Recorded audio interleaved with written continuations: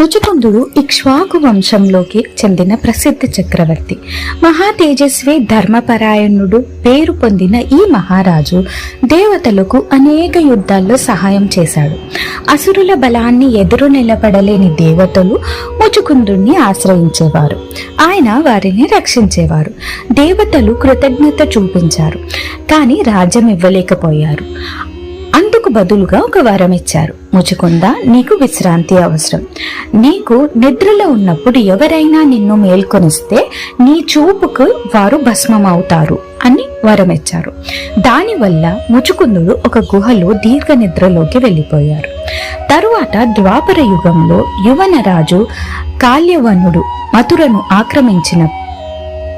ఆక్రమించడానికి వచ్చినప్పుడు శ్రీకృష్ణుడు యుద్ధం చేయకుండా వంచనగా కాల్యవనుణ్ణి ఆ గుహలోకి తీసుకువెళ్ళాడు.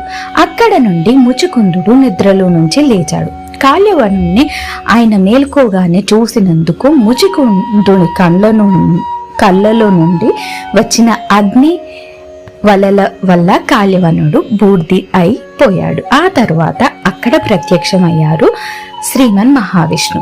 ముచుకుందుని వెంటనే ఆయనలో పరమాత్మని దర్శించారు. కృతజ్ఞతతో నమస్కరించి నన్ను భవబంధాల నుండి విముక్తి చేయమని ప్రార్థించారు. అప్పుడు కృష్ణుడు అతన్ని తపస్సు చేసి మోక్షం పొందమని ఆశీర్వదించారు.